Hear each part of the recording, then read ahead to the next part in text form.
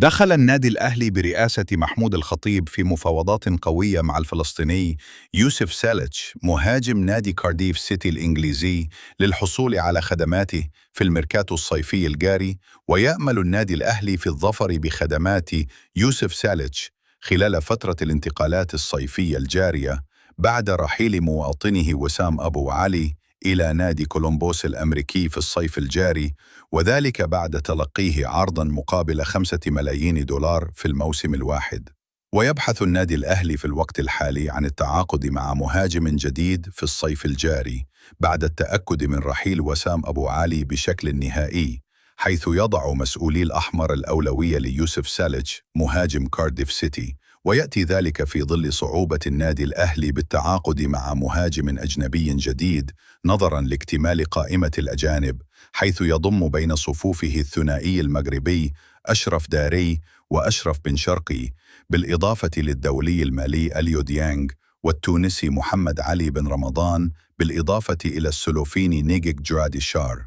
وعلم أهلي نيوز أن أحد مسؤولي النادي الأهلي قد تواصل بالفعل مع سالتش من أجل إقناعه بالانتقال إلى صفوف القلعة الحمراء في الصيف الجاري، الأمر الذي لقى قبولاً بشكل مبدئي من جانب اللاعب الفلسطيني. وأشارت المصادر إلى أن هناك عقبة صعبة للغاية تتمثل في طلبات اللاعب المالية مقابل الانتقال لصفوف القلعة الحمراء، حيث يرغب في الحصول على 3 ملايين دولار مقابل الموافقة بشكل نهائي على ارتداء قميص بطل أفريقيا. وأفادت المصادر أن مسؤولي النادي الأهلي يروا أن هناك صعوبة في تلبية مطالب اللاعب الخيالية، خاصة أن اللاعب سيوقع لمدة 3 مواسم كحد أقصى، وهو ما يعتبره إدارة القلعة الحمراء راتباً ضخماً لا يستطيع أحد تحمله في الدوري المصري. أفادت تقارير صحفية قطرية أن النادي الأهلي دخل في مفاوضات مبدئية مع الأردني يزن النعيمات مهاجم نادي العربي القطري. واقترب وسام أبو علي مهاجم الأهلي من الانتقال إلى صفوف كولومبوس كرو الأمريكي خلال سوق الانتقالات الصيفية الجارية.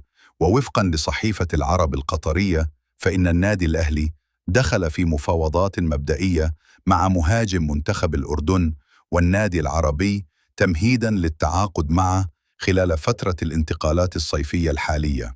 وقالت الصحيفة القطرية إن اللاعب يتواجد حالياً في معسكر فريقه في إسبانيا ضمن استعدادات الموسم الجديد. وأشارت الصحيفة القطرية إلى أن تألق النعيمات مع منتخب الأردن خلال الفترة الأخيرة وقيادتهم للوصول إلى كأس العالم 2026 لفت أنظار عدة أندية تسعى لضمه في انتظار ما ستسفر عنه الأيام المقبلة بشأن مستقبله الاحترافي من خلال ناديه الحالي. أكد مصدر بنادي الزمالك أنه توصل لاتفاق مع الفرنسي تيدي أوكو جناح نادي لوزيرن السويسري على البنود الشخصية من أجل إمكانية ضمه للفريق.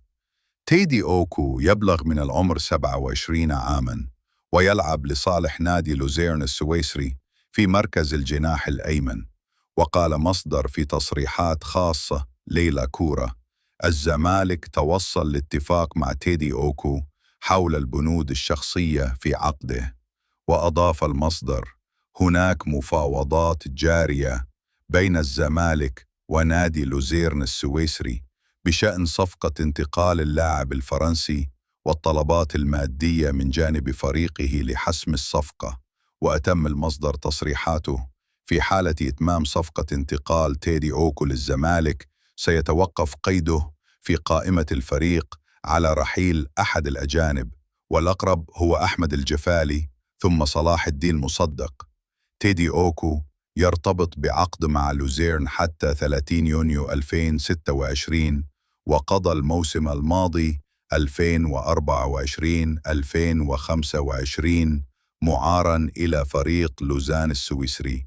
وخلال الموسم الماضي شارك الجناح الأيمن الفرنسي في 42 مباراة في بطولتي الدوري والكأس، سجل خلالهم 10 أهداف وصنع 7 آخرين.